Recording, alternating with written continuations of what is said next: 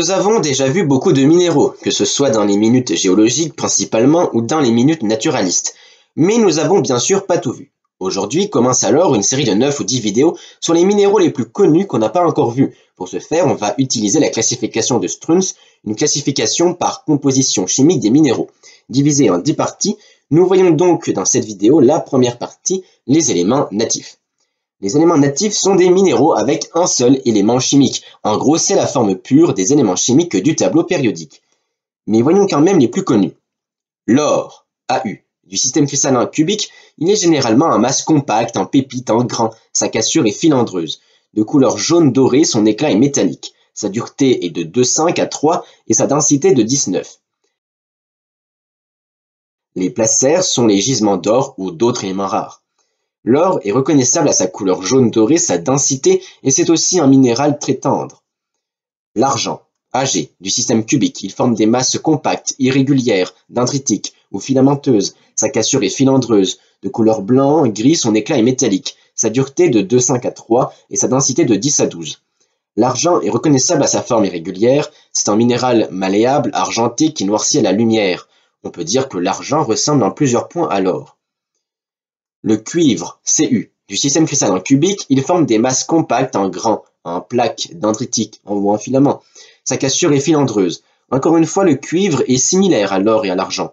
De couleur rose-marron, son éclat est métallique. Sa dureté de 2,5 à 3 et sa densité de 8 à 9. Il se forme dans les zones d'oxydation des gîtes cuprifères. Le cuivre est reconnaissable à sa couleur, rose-marron, sa forme, il est aussi malléable. Le platine, Pt, du système cristallin cubique, il forme des grains irréguliers, des pépites ou autres. Sa cassure est filandreuse, de couleur gris argenté, son éclat est métallique. Sa dureté est de 4 à 4,5 et sa densité de 14 à 19. Le platine ne s'altère jamais, il est reconnaissable à sa densité.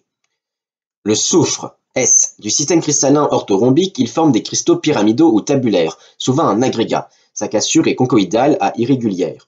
De couleur jaune, son éclat est gras à résineux, sa dureté et sa densité est de 2. Le soufre se forme principalement dans les fumerolles volcaniques. Le soufre est reconnaissable à sa couleur. C'est un minéral léger, tendre et avec une odeur typique de soufre.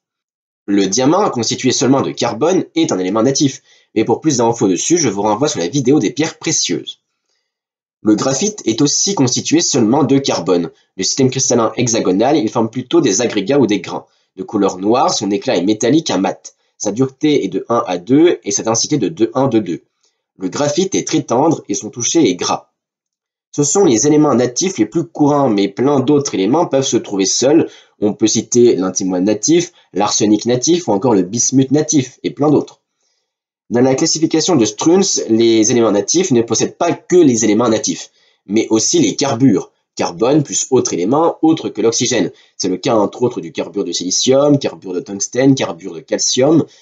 Les nitrures, azote plus autres, citons le nitrure de bore, le nitrure d'aluminium, le nitrure de lithium ou encore le nitrure d'uranium. Les phosphures, phosphore plus autres, et les siliciures, silicium plus autres.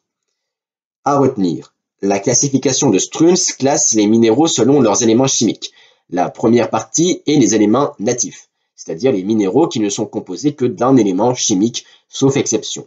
Les plus courants sont l'or, l'argent, le platine, le cuivre, le soufre, ainsi que les polymorphes de carbone que sont le diamant et le graphite. C'est déjà la fin de cette vidéo qui n'avait pour but que de vous faire une courte présentation des éléments natifs les plus courants. N'oubliez pas de l'aimer, de la partager et abonne-toi pour ne pas rater la suite de la classification de Strunz avec les sulfures et les sulfosels. En attendant, mercredi prochain, nous verrons les poissons.